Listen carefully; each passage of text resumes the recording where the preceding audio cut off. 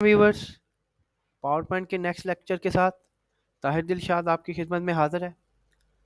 Next lecture की उसी तरह हम पावर पॉइंट ओपन करेंगे। ओपन करने के बाद आपके सामने पावर पॉइंट ओपन हो जाएगा।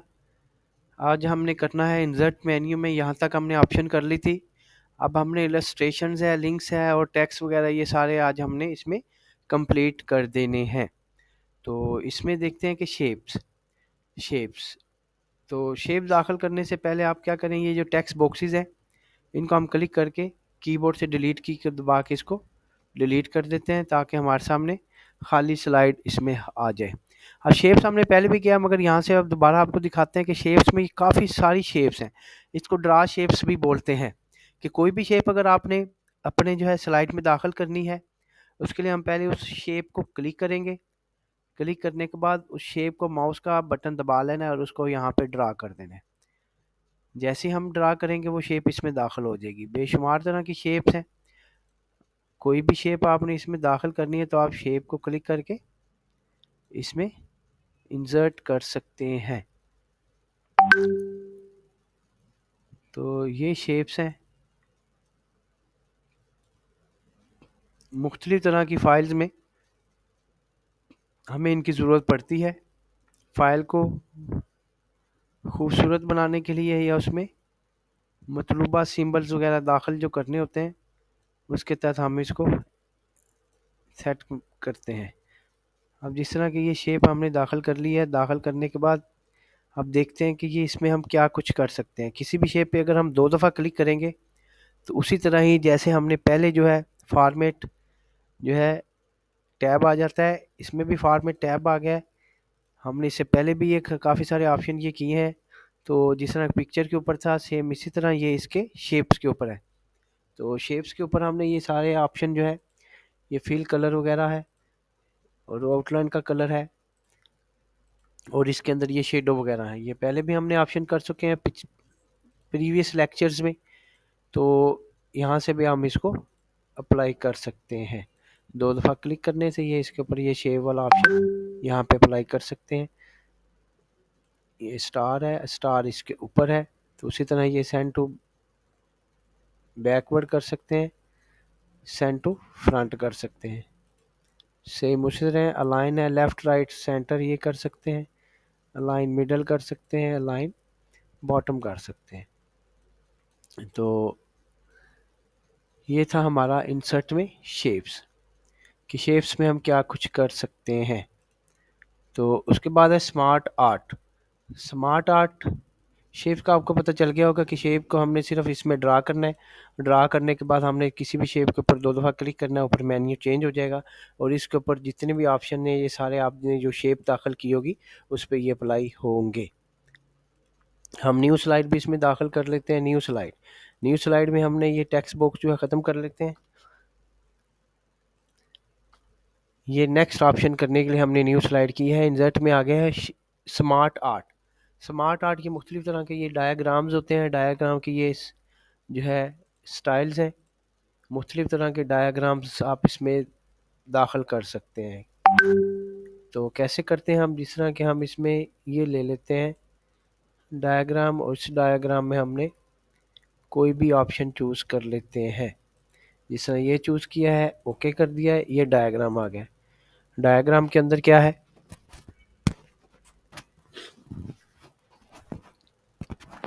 डायग्राम में इसमें सबसे पहले जिस तरह देखें, जिस तरह इसमें है मैनेजर, मैनेजर के नीचे जो है दूसरे आप डाटा जिस तरह के जो मेन हेड आपका मैनेजर कह लें, या जिस तरह हम स्कूल कॉलेज का है तो हम इसमें जो है ना जी प्रिंसिपल कर लेते हैं। मेन हेड प्रिंसिपल होता है, उसके बाद वाइस वाइस प्रिंसिपल जो है कोऑर्डिनेटर कह लें, और एंड जो होता है उसमें आप टीचर कह लें, टीचर 1 कह लें, टीचर 2 है, इस तरह करके मुख्तलिफ तरह के जो है फाइल जो होती हैं उसमें आपने मुख्तलिफ तरह का डायाग्राम्स बना के उसको डाटे को शो करना होता है। तो ये आपका डायग्राम है जो हमने बनाया है और इसमें हमने प्रिंसिपल, उसके नीचे जो है चेन सिस्टम के तरह आपने उनमें उसमें डाटा लिख दिया है कि जो वाइस प्रिंसिपल है वो 2 टीचर्स को जो है हैंडल करेगा और कोऑर्डिनेटर अभी 1 टीचर को हैंडल करेगा। तो सेम इसी तरह जो है यहाँ पे इसके रिलेटेड जो हमने 2 दफ़ा क्लिक करते हैं या बाद दफ़ा इसके ऊपर ये मेन्यू मज़ीद आ जाता है, तो आप इसमें मज़ीद ऑप्शन जो है इसकी चेंज कर सकते हैं, इसकी फॉर्मेटिंग है, इसकी डिज़ाइन है। और यहाँ पे इसका चेंज कलर्स वगैरह भी दिए गए हैं मुख्तलिफ तरह के। इसके ऊपर मज़ीद शेप जो है आप दाखिल करना चाहें तो आप इसमें दाखिल कर सकते हैं कि कोई भी ऑप्शन यहाँ से इंसर्ट मेन्यू में करेंगे तो ये उसके ऊपर ये वाले ऑप्शन जो है खुद ब खुद आ जाएंगे, उसके एडजस्टमेंट के, उसकी फॉर्मेटिंग के। तो लेफ़्ट टू राइट करना है, राइट टू लेफ़्ट करना है, टेक्स्ट पैन करना है तो जिस पे क्लिक करेंगे वो आपका टेक्स्ट पैन जो है सिलेक्शन उसकी हो जाएगी, सिलेक्शन के लिए है।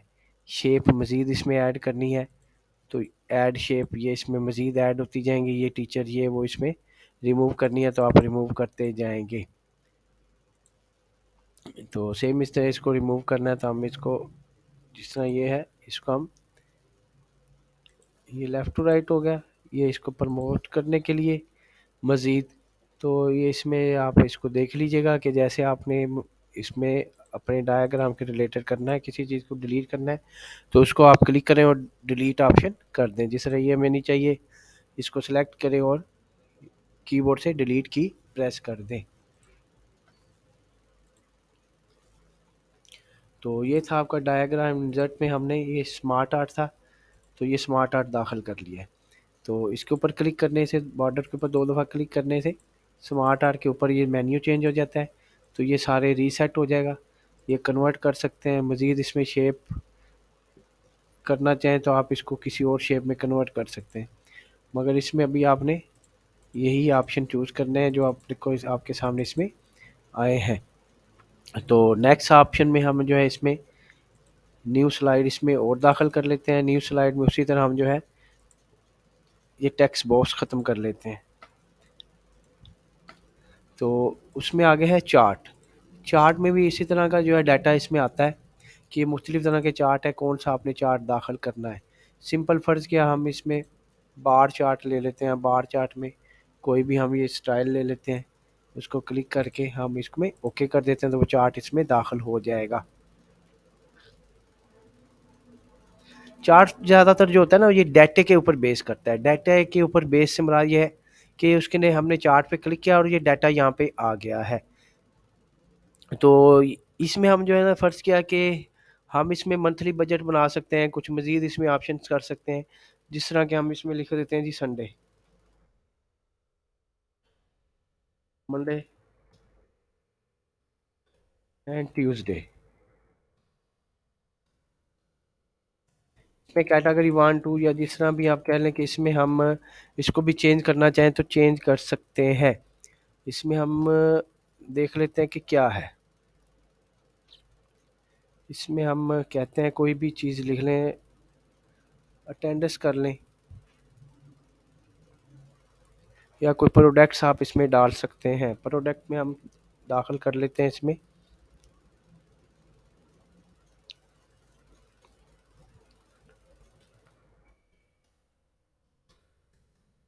राइस कर लेते हैं, टी कर लेते हैं। ये फर्जी डाटा होता है जो आप इसमें मर्जी इसमें दाखिल करना चाहें तो आप इसमें दाखिल कर सकते हैं।